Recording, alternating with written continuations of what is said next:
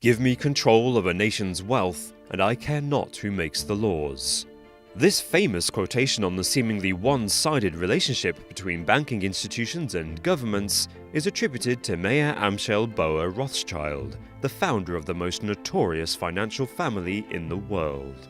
The apparent lack of concern for democracy has led to the Rothschilds being accused of everything, from orchestrating assassinations to enabling genocide, all in the name of profit. But can one family of financiers really wield that much power today? Can the Rothschilds truly rule the world?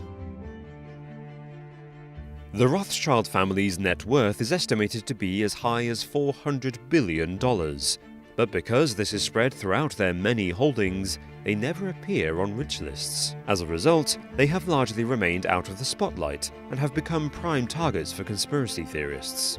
The story of the Rothschilds' supposed bid for power originates in 19th century England.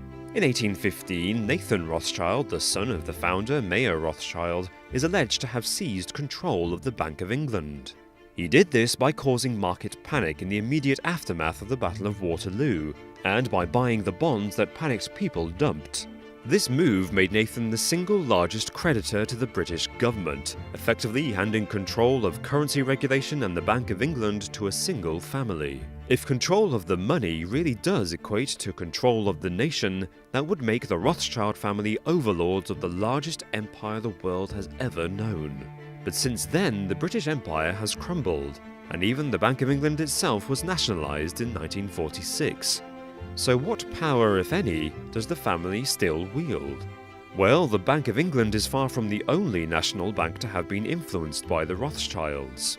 According to the controversial theorist Andrew Hitchcock, the Rothschilds were at the forefront of every attempt in the United States to gain control of the national economy. In 1832, Andrew Jackson ran for a second term on the basis of regaining control of the economy from the Second Bank of America, which is under Rothschild control. Upon his election victory, Jackson began to make good on his promise, removing state deposits from the Second Bank of America and refusing to renew its charter. What followed, according to Hitchcock, was a high-stakes game, with the Rothschilds causing a depression and ordering a failed assassination attempt on Jackson. In fact, Jackson remarked to his vice president, Martin Van Buren, "The bank, Mr. Van Buren, is trying to kill me." Abraham Lincoln continued to undermine Rothschild interests in 1861 by printing debt-free money to fund the Civil War and continuing to argue for restraining the influence of the central bank.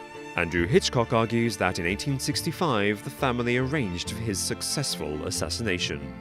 Finally, in 1913, President Woodrow Wilson signed into being the Federal Reserve, a privately owned corporation responsible for handling one of the largest economies in the world. And one of the largest shareholders in this vital company was the Rothschilds. In January 2015, The Economist published an edition predicting what was likely to happen in the forthcoming year. However, author Richard Sauder quickly identified the cover as a veiled Rothschild warning to the world of their intentions.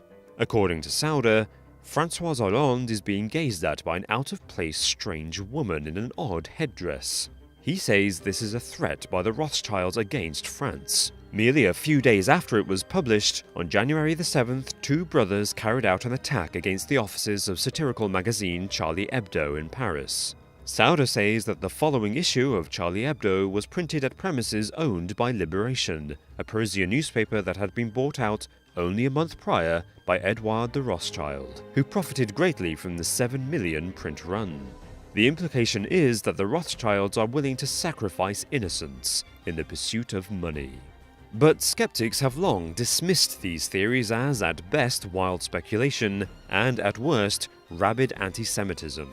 The Rothschild family spread themselves across Europe and America to develop their businesses, and as a consequence have incurred a great deal of attention. So perhaps it isn't surprising that theorists continue to accuse the secretive family of all kinds of machinations, with little evidence.